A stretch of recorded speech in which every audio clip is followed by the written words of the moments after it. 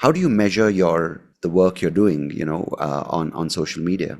It's definitely a hard one. I guess depends what you want to measure. If you're like last night, I put up a video about it was a photo or an image that was created by scientist Ed Hawkins. And it's basically the average temperature from 1850 until 2022 represented with a color. And so with that video, I put that up and sort of said, this is what's going on. And we need to endorse the fossil fuel treaty.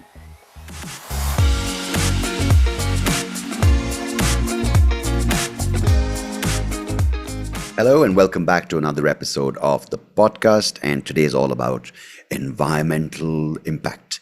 I know those two words kind of either send us running to the hills, if there are any hills left, or under the bed because it seems to be the safest place, or up in arms going, what the fuck is everyone talking about? Can we just take a step back, relax? The planet is not burning, it's not drowning, nothing is happening. May be true, may not be true, depending on which side of the group you subscribe to or which ideology you believe in and are passionate about. I'm here today to talk to you and get my guests and I to talk to you about individuals, right? Because we all feel kind of powerless and we all kind of feel like victims sometimes, like don't use plastic. The person who uses plastic is seen as the demon. The person who uses their metal bottle and their metal toothbrush and a metal straw are seen as people who are saving the planet. But it's simpler and more complex than that, I think. Simpler because hey, there is only so much you can do. And complex because there are so many forces at play which don't want to lose out on this way of life that we have all been told is the only way for progress and societies to come out of being backward and being seen as third world or whatever the concepts they try to drive home.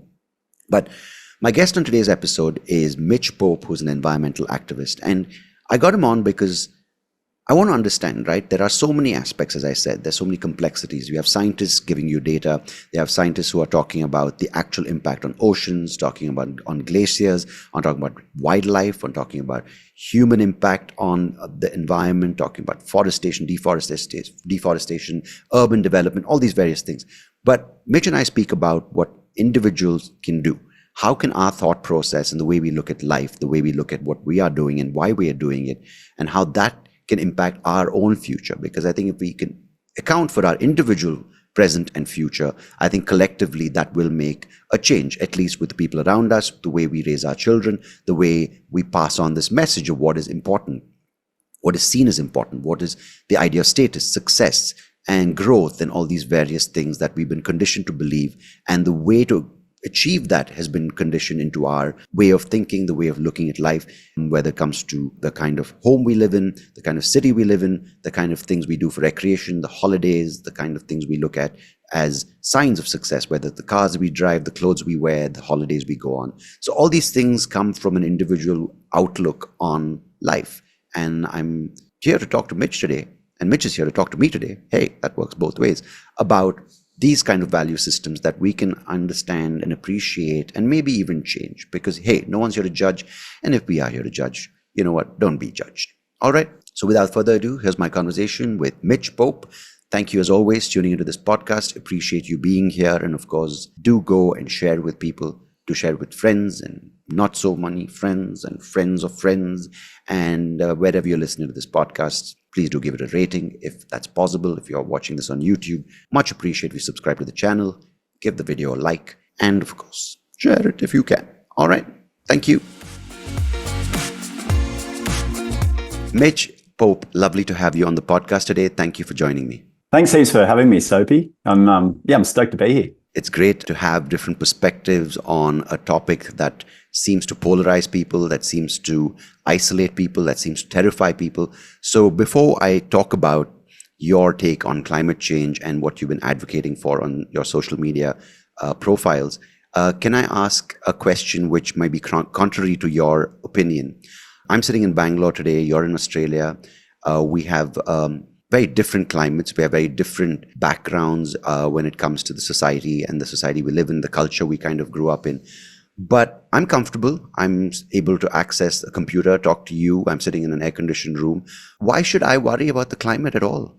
Yeah, it's an interesting question, and that's something that I guess think about all the time. I spend a lot of time advocating for this issue, but most of the time we're safe. for a lot of us, we are like fairly safe a lot of the time and there's not much to worry about. But for a big part of the globe, there's a lot of present issues that are happening. You know, we're seeing more floods, fires, more extreme weather events happening all around the globe. And it's not, I don't think it's, you know, it hasn't been until more recently that we're really starting to link the connection between the climate crisis and these events. Like here in Australia, we've had in 2019, 2020, we had the worst bushfire event in history. It was just millions and millions of hectares of land burned in Australia. It was one of the worst fires on the globe ever. And then years after that, we had flooding event after flooding event on the East Coast as well. And it was just happening so constantly. For a lot of people in Australia, they were deeply affected. A lot of people lost their homes. A lot of people lost absolutely everything. I'm lucky enough that I wasn't affected by fires or floods, but we know that this is real. We know that this is happening around the globe. We know it's presenting very real challenges for so many people, especially the people living in the global south who don't have, you know, basic access to sort of healthcare and easy access to food and things like that, and where crops are being devastated by droughts and floods and people relying on their farms for survival. There's lots of people who are feeling the effects a lot more than us. Unfortunately, there are certain areas that are getting hit the hardest first, and sort of areas where I live. I know some parts of India are obviously really feeling the effects of climate change, maybe not where you live, but we have to be caring about how our actions are affecting other people. And no one is immune to the effects. These have really sort of lots of knock-on effects to food systems and so many other sort of areas of life that, I guess it's such a big topic. I could just go so deep into that answer, but. Right. The reason I ask you that is because our entire history, whether it's modern history or even go back to the past 1,000 years, has always been marked by big events, right? Whether it's human caused change or other events, whether it's big floods, which happened thousands of years back, or whether it's volcanoes or earthquakes or these natural events. Let's stick to natural events that have literally displaced huge populations, right? So when we look at today, say the past 40 years have been pretty comfortable for all of us, right? And some would argue that's the most comfortable time to be a human being. You know, say 200 years back, life expectancy was short, maybe food was scarce to the level that we're experiencing today. The convenience of getting food delivered or the variety of food available across the globe, right? You come to Australia, you can get whatever you want, from cuisine to access of food to, of course, this is again to a certain segment of population depending on how much money you have. But if we look at where we are today in 2024, can we argue that we've been comfortable? That's why this change is alarming, because it's kind of threatening the way of life that we've gotten used to. And a follow-up to that is, haven't we always as a species thrived through adversity? Yeah, great questions. Well, to the first question, absolutely. And I think it's true that we live in the most peaceful time in history as well. So although there's still a lot of war happening around the globe, like we're seeing what's happening in the Middle East at the moment, in Palestine and in Ukraine as well. There's so much going on, but we're still living in the most peaceful time in history. In regards to the climate crisis, we do live very comfortably now, or a lot of us do, especially us sort of living in the West who are fortunate enough to have easy access to all our basic needs. They're all met quite easily. A lot of this comfortability has come from burning fossil fuels and the Industrial Revolution. This fossil fuels has allowed us to sort of pull so many people out of poverty, raise life expectancy. It's really sort of elevated our standard of living. Another guy, Damien Cole, who was a really big sort of advocate against oil drilling in the Great Australian Bight, he said it's like fossil fuels got us here and we need to move on. And I guess it's like it's helped raise the standard of living so much now, but now we're really starting to see the effects that it's having on us.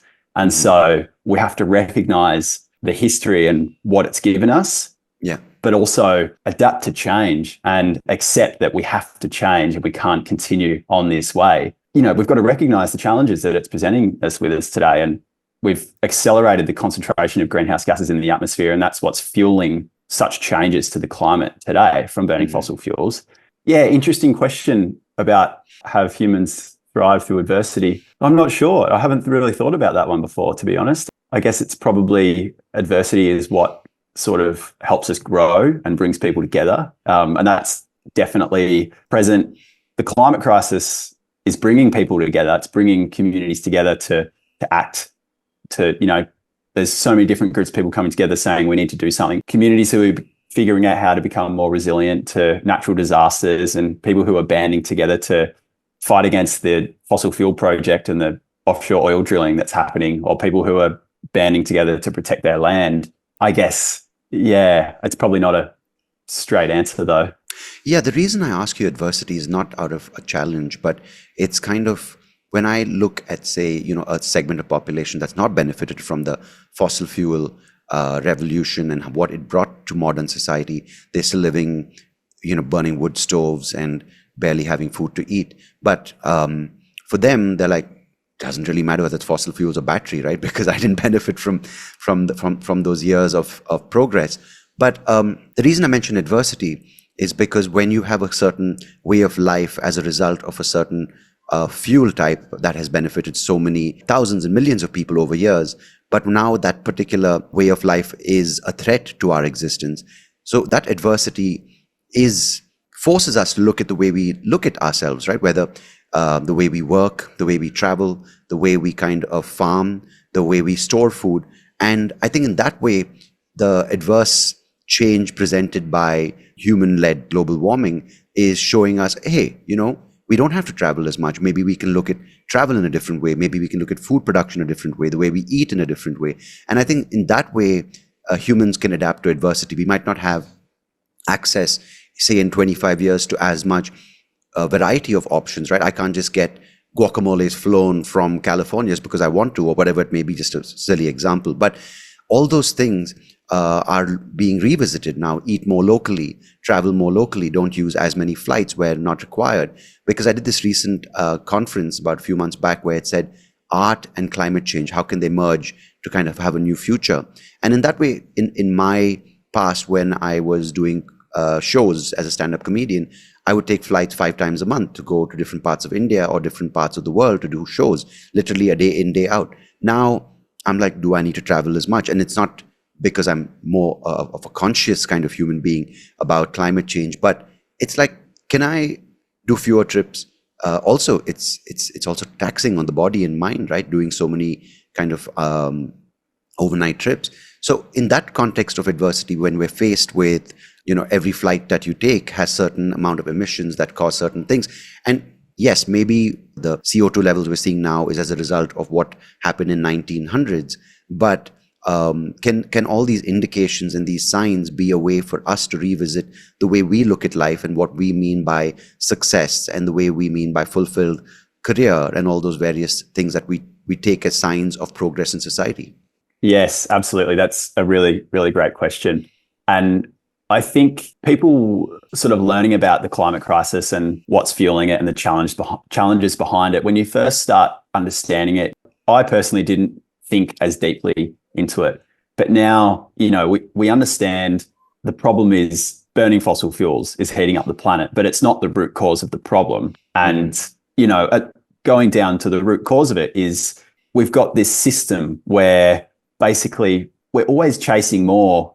We're always hungry for more. And when it comes to big business is thriving off profits at all costs and perpetual growth at all costs. And so this is the problem with the climate crisis is, yes, we need to transition our energy system, but that is also such a tiny part. And it's about changing the way we live and changing the way we our outlook on life as well, and thinking about what really makes us happy. And I think in Australia, definitely there's been a generational shift in people. There's so many different crises and challenges happening in Australia. We've got a housing crisis, a cost of living crisis. For someone like me to now, I think I would need an average wage of $130,000 a year to afford a house in one of the capital cities in Melbourne or Sydney. And wow. Everyone now is just saying, this is ridiculous. Why am I going to work my whole life to try and afford this house, something's got to be different. And it's all kind of starting to tie in together. We're chasing more and more and more. And now we're starting to realize, what's it all for? And it all kind of goes down to that one thing. We need to simplify life a bit more and simplify things and tread a little lighter on the earth as well. And it's a difficult one. It's easy to communicate the environmental challenges and that fossil fuels are causing global heating and stuff like that, but it's harder to get into the philosophy of it and help people understand that side of it a bit more. I think that's the side I want to talk to you about today more in depth, because a lot of things are out of our control. I was reading an article by in the Guardian where they spoke to scientists saying, what can individuals do? So they said, of course, there's a certain amount individuals can do, but until it's on a policy level, it's on a scale which is beyond an individual, where it's not just community, but when it's on a corporate scale, on a government scale, until that changes are put into place, we can't really impact the results as much as we want to, right? We can't get to that 1.5 degree or reducing below 1.5 degree. So on an individual level, what you're saying is truly important, because our value systems have been shaped by if you want to call it, the wealth that fossil fuels potentially offer to human beings, right? The symbols of wealth that could be attained, whether it's the cars we drive, the size of the house, the scale that we live on, the amount we travel, the amount we can dispose. Because something as simple as being seen going on a international holiday, where in the 90s, India was, wow, this kid's parents have a lot of money, right? They went and they went to the US and came back, and it was seen as wow. So seeing someone indulge in foreign travel was a status symbol. But now, of course, it's much more affordable. So that's probably one of the things that fossil fuels or cheaper fossil fuels is offered to people in a society like India, where the middle class has now become a lot stronger. Earlier, you would travel, maybe, you would go on a family holiday in a car where a lot of you would share that trip. But now you have the affordability of 10 people taking 10 different, rather being able to afford 10 flight tickets and going wherever they want to. And from the 90s to now, I see a lot of people traveling internationally, like pretty much. I mean, of course, there is a lot of poverty in India, but there are a lot more people traveling internationally. But if we can focus on this message of changing the idea of success, right? These indications of success, if we can look at them saying, and not in a patronizing way, saying, if you travel, you're a horrible human being. If you fly in a private jet, you're Satan himself, right? But just to reflect, because this is where I feel the change can happen. It's not about what can an individual do by drinking out of a metal bottle as opposed to throw away plastic bottles, but it's how you view what is important to you in life, as opposed to just chasing those indications of success, which have been presented as the only way to come up in society. And I think that's an important conversation. Absolutely agree. And I think that idea of success is really being pushed by businesses making money, and it's advertising, and it's presenting to you, this is the latest shoe, and so this is the shoe you have to have if you want to be happy, or you want to be cool. And so everyone wants to buy that shoe, and now this is the next holiday destination. So if you want to fit in, you've got to go here, and it's all down to, we've got to keep spending money to keep up. And it's this consumption culture, and it's this overconsumption that's really, really causing the problems of the planet today. We've got almost 8 billion people on Earth, and there's always a common argument that there's too many people. Like, doesn't matter what you try and do, the overpopulation is the problem. Science says that it's not true. Earth has a carrying capacity of, I think, 11 billion. And it's just, there's a few small people who are using up well over their share of Earth's resources. And it goes down to that measure of, I guess, success and what you think makes you happy as well. They're definitely, and that's something I've thought a lot about lately, is what's the best way to communicate this problem and bring people on board? Is it directly presenting the facts, or is it trying to encourage and show people another way? We don't need to keep buying things. We don't need to keep going on holidays to be happy. We can look at living a more simple life, learning to be happier by spending time with our friends and family and spending time in nature. And I'm very happy, and spend barely any money. You know, I'm never not chasing that constant thing. And I consider myself so happy because I'm doing what I love in sort of advocating for something bigger than myself. And it really gives you a purpose and that meaning as well. And I feel like the other thing I sort of think about is, as humans, our basic needs are, well, us in the global north, especially, our basic needs are very easily met. You know, we go to the supermarket to buy our food. We've got a roof over our head. We can go to work to get a job fairly easily to earn that money to buy those things. And so I think a lot of people struggle with what's my purpose. With our basic needs are met, which would once have been our purpose to survive. And so people struggle with that sense of identity and meaning and that idea of success. So we're always kind of chasing more. And I really hope there's that sort of shift. And I think that shift will probably come. And especially considering a lot of these, like we've got in Australia, this cost of living crisis and housing crisis, a lot of these things are linked. People are realizing what really makes me happy. Is it buying a house? Is it working 5-6 days a week? Or is it living a more simple life? And, you know, if that becomes more normal, it's a big sort of idea to ponder, I guess. And you had a question, but there was something you said before that question as well. I can't remember what it was, but I felt like I had a good answer to it. Sorry, I speak a lot. No, that's good. I like it. It gives me lots to think about. No, I think it's a similar few points that I've been recirculating over the past few minutes. And I think just to come back to that is, you know, when I past 3 years now, I've been off stage. I've not been a active comedian. But you know, those things that drove me, besides, of course, initially the joy of telling jokes in front of a room of people and making them laugh was thoroughly enjoyable. But then, you know, the business of comedy kicks in, which of course a lot of people can navigate, but those same symbols of success keep popping up, right? How much do you travel? Where do you travel? How many cities? How big are the rooms? Then you do theaters, you stadiums if you're big enough. And then how do you travel? Is it flights? Is it business class? Is it staying in a 5-star? Because you have your tech riders, right?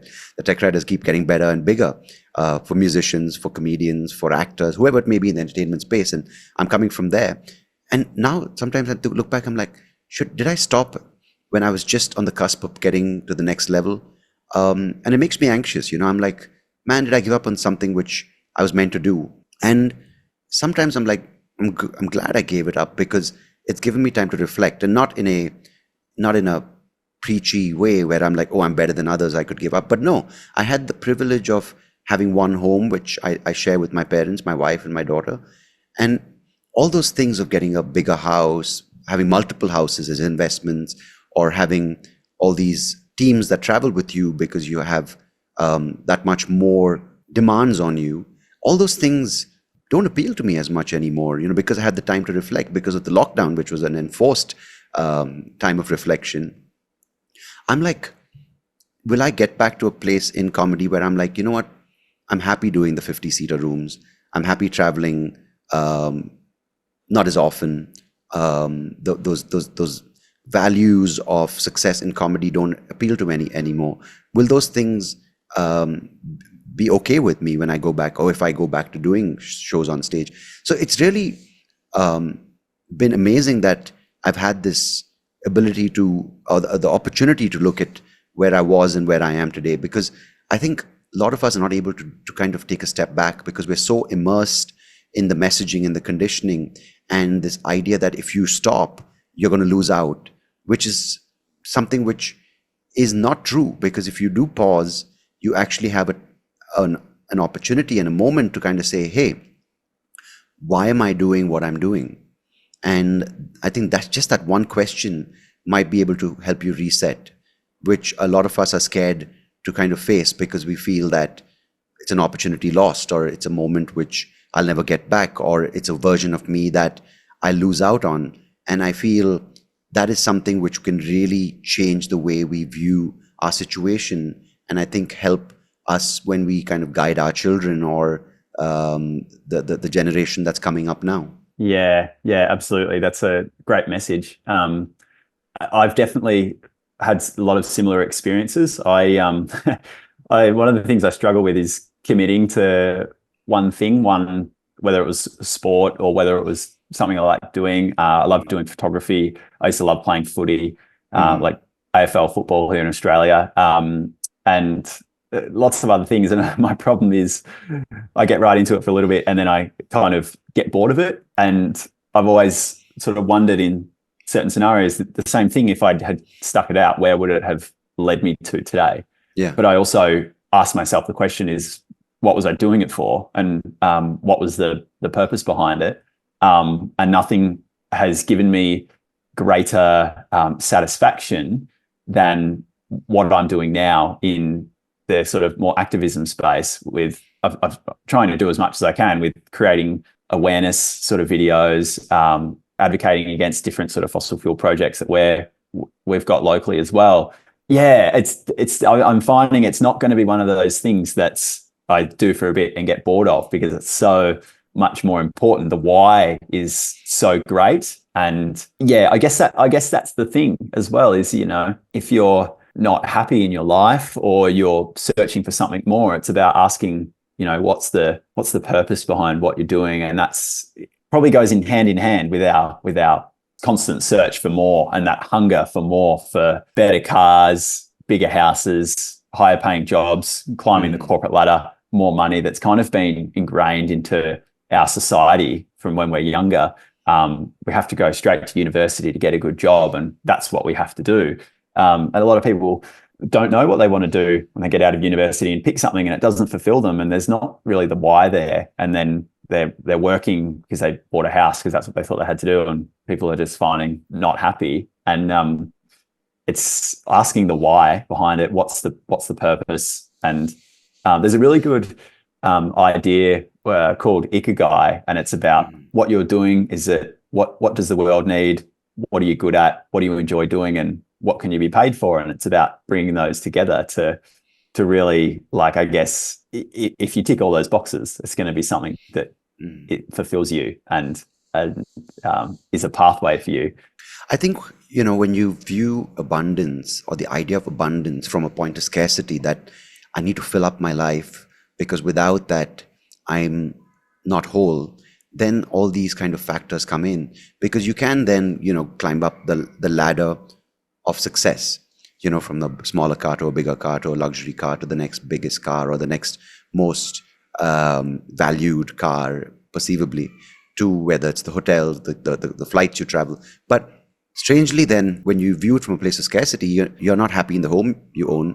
You want a few more homes because that enhances your status or your perceived value. And then those homes become a burden. The holidays you go on, you're stressed about maintaining those homes, or you're worried that you won't have a job to go back to, or you might lose a promotion because the person who's competing with you for that promotion is actually at work when you're on holiday. So all these stresses add up under the guise of abundance. But to what I'm viewing, right, or understanding, you know, using myself as an example or a muse to kind of process these ideas, is abundance doesn't have to come from plenty, right? It comes from just knowing that you're enough to start with. And when that happens, then you can enjoy the home you live in and not worry about 3 more or how big it is. And you kind of start looking at within the home, what can you take joy out of, right? Who's with you at that home, or what are you doing in that home? And that shift is so hard for people because it's not seen as progress. It's not seen as having a goal. It's not seen as being ambitious enough. It's not being career driven enough. And I'm not saying good or bad in any way.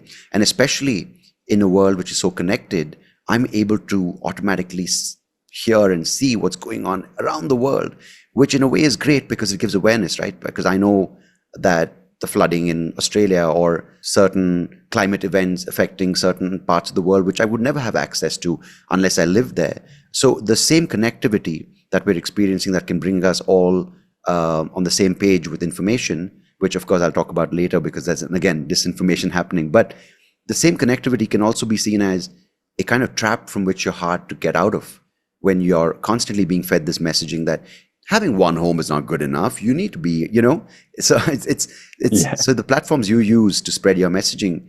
I want to understand how you navigate that, because this is something which baffles me, right? I think social media is a great tool.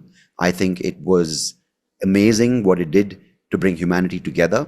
But the way it's being weaponized now with these messages is extremely, it's for me hard to understand. How can we break out of this trap?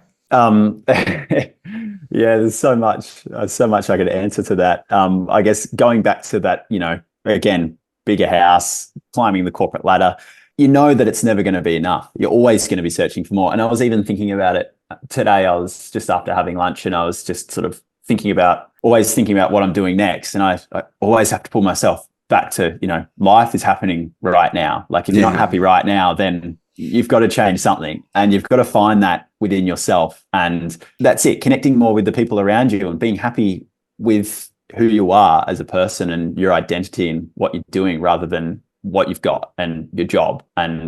But social media has definitely played a role in that. People are sort of boasting about what they're doing and where they're going and the sort of jobs they've got and their new car and their new house, and people want to keep up with that. And so there's definitely so many challenges with social media. I always find myself getting sucked into it when I try my absolute best not to, waking up in the morning and just going on my phone.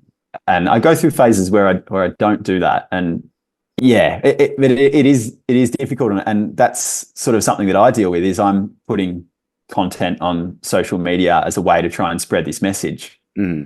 And for me, one side of me is saying, I don't want social media. It's taking you away from what's real, and it's taking you away from the present moment. It's time you're spending on your phone. You could be spending outside, or you could be doing something that you enjoy, but you're getting sucked into social media. But on the other hand, the world is on social media. The world is on Instagram and Facebook and TikTok or whatever. I don't use all of them, but that's where people are. That's where a lot of people get their news and things like that as well. I can't put videos up on free-to-air TV because you can't do that.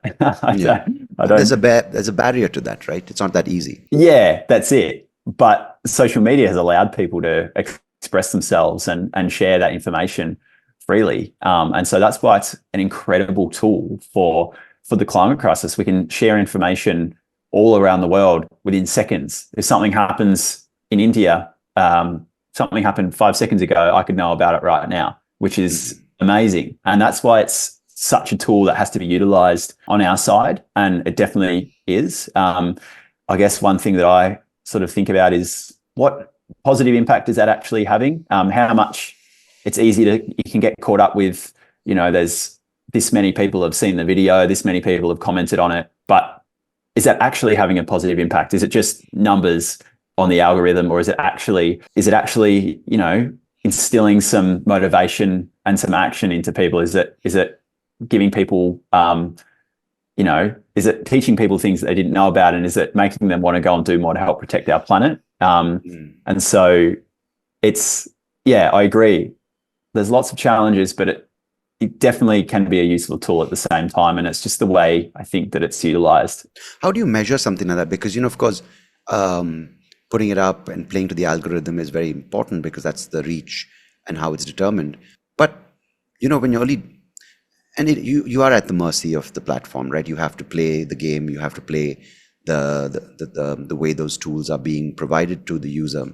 And besides the likes and the views, which is, of course, one metric of how much your video is done on impact and reach, and they give you those analytics, right?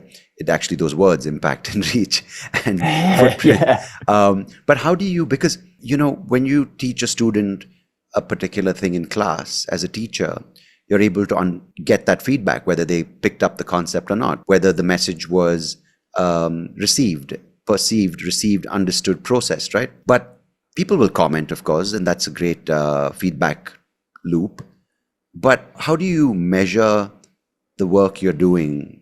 And this, of course, is the work you're doing as well, but I'm just putting it out at large. How do you measure the work you're doing, on social media?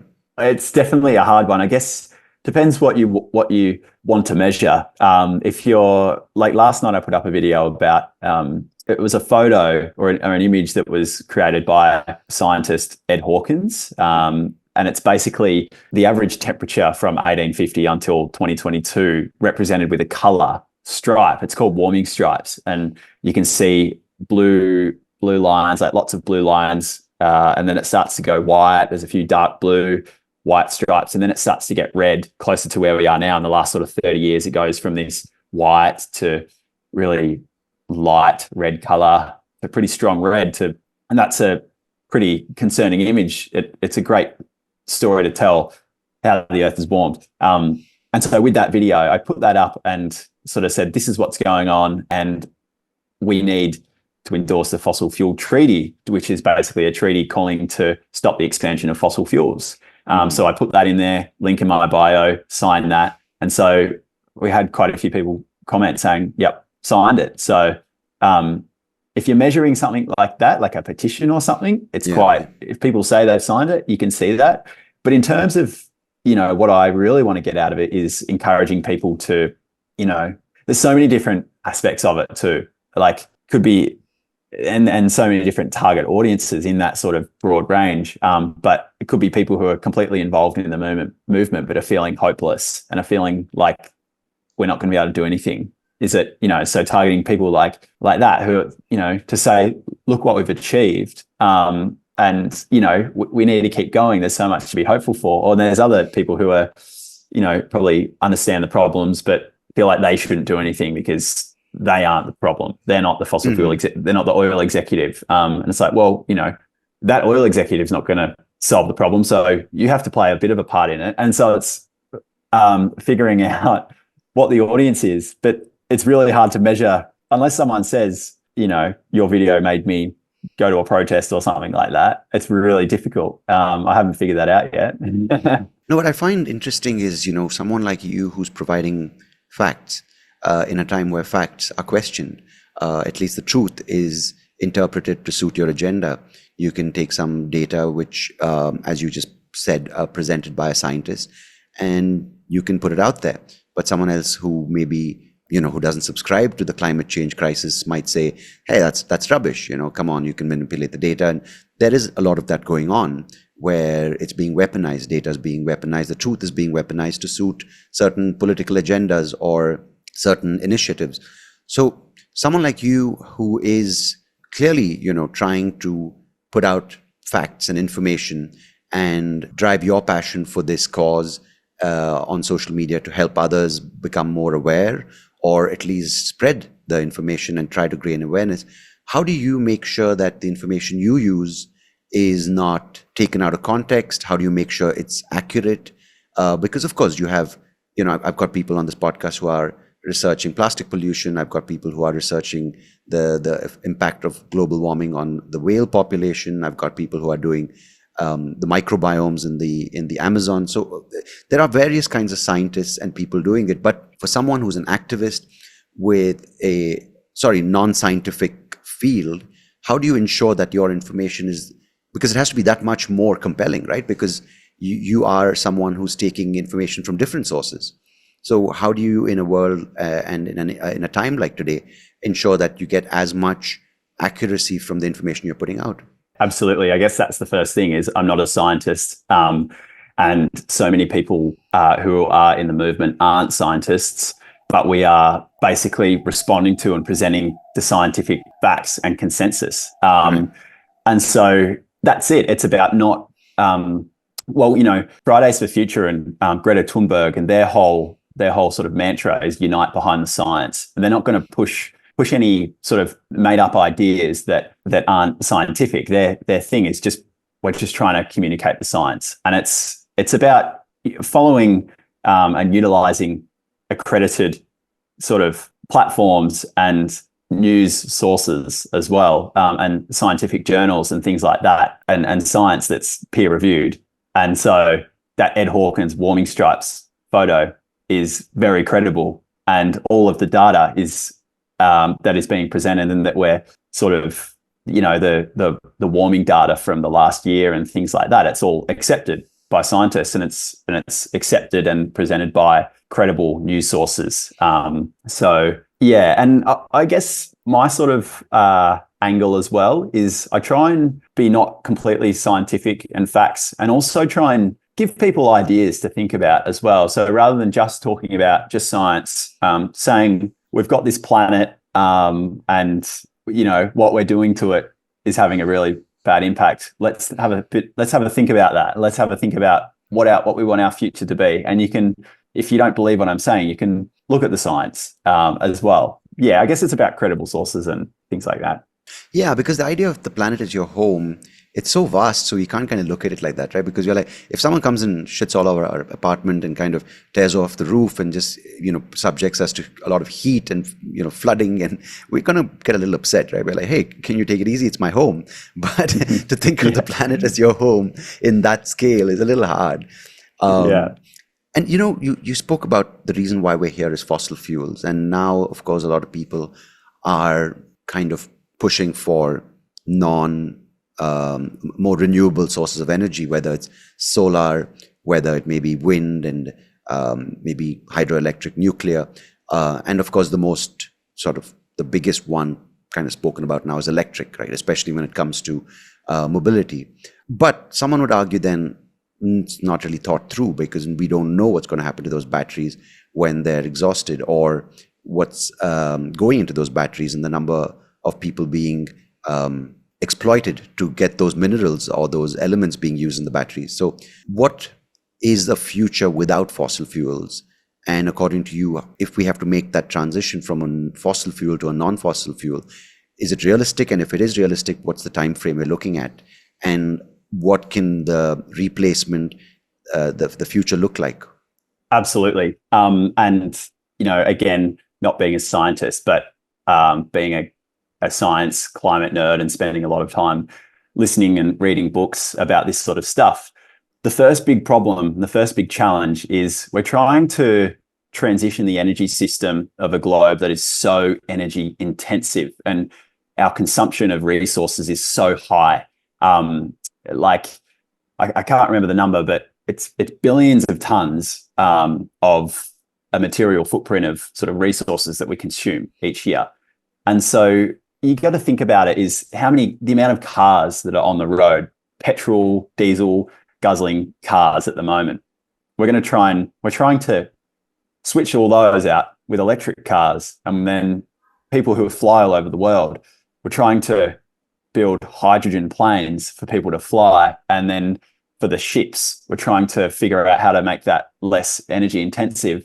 And we're still just consuming and consuming and consuming. And then all the resources, the lithium and cobalt and things like that going into the batteries are being mined out of the global south. And these communities are being heavily impacted to make these batteries and things like that. And so what sort of the climate movement is trying to push for, and going a bit deeper into it, is it's not just about changing our fossil fuels and not just changing our energy source from fossil fuels to renewables. The difficult thing is if we keep adding, every time we add renewable energy to the grid, it helps sort of give us more energy to use. And it helps basically increases our energy use. It adds it on top of fossil fuel use. And so we're not seeing our emissions go down, because we're seeing energy just go up, and it's giving us more energy to make more stuff. Right.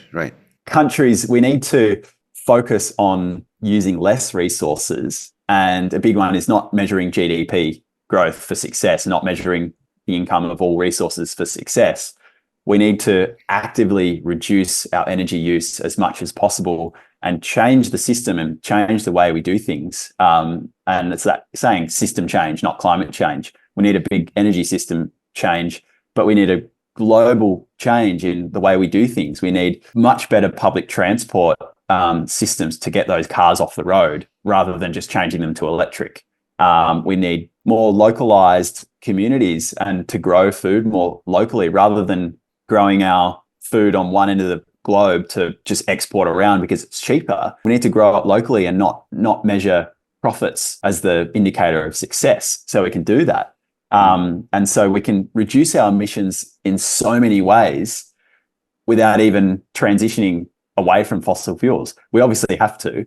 But if we look at the changes in the systems with as I just said, we can start to look at this is going to make reducing our energy use so much easier and so much quicker. So transitioning to renewable energy, but changing the way we live and the way we do things as well. So rather than, the time frame, if we're trying to transition from fossil fuels to renewable energy 100% is going to take such a long time if we're trying to keep up with the growth and demand of energy use at the moment. It keeps growing, and fossil fuels have been coupled with energy use for such a long time. It's starting to break away, but it's still rising together. You can see that. And so rather than, as I said, rather than just looking at energy, we need to look at the whole way we live and the way we do things, which will allow us to reduce our emissions and meet targets within a much shorter time frame, not decades, rather than decades, within years, to be able to do this. So, and that's a really difficult one to communicate to people. We've been doing things for such a long time. We've been driving cars, we've been ships, planes, whatever. It's all been such a long time. So why are we going to change it now? But we have to understand that we're consuming and consuming and consuming. We can't do this forever. We live on a finite planet with finite resources. We can't have infinite growth forever. And so rather than just thinking about energy use and energy sources, it's our whole system. So I think the biggest point is to manage your own expectations before expecting others to make massive policy shifts, because I think that's what the idea is, right? If you can look at what you're doing and why you're doing it and start it from there, it just, and kind of reflect on why we've been told to do certain things in a certain way. I think that's something which will just help on an individual level.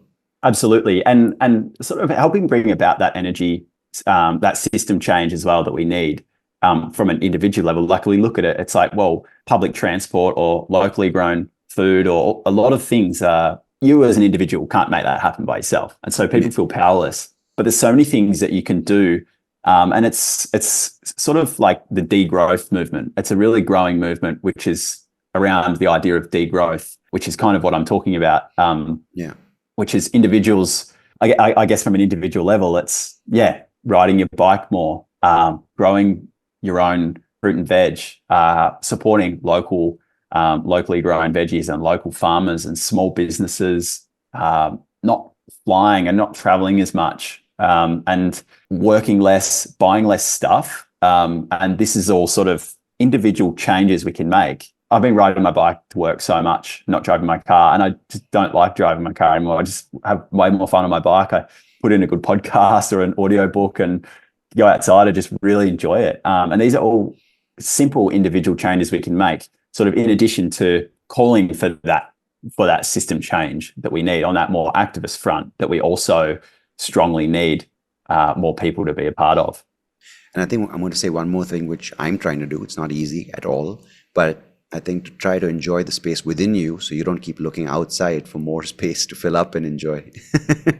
Yeah, well, that's the big thing as well, is trying to be present in the moment and be happy with what's going on and not getting caught up in all these fights and these injustices that you're trying to help solve. Yeah.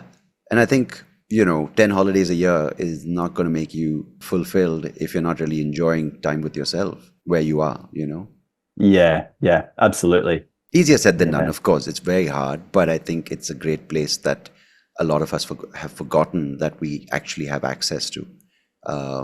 So, Mitch, it's been a pleasure talking to you today. Thank you so much for joining me and for the work you do, putting out the message that you believe in, and you're so passionate about the area that you are now focused in and you're stuck to.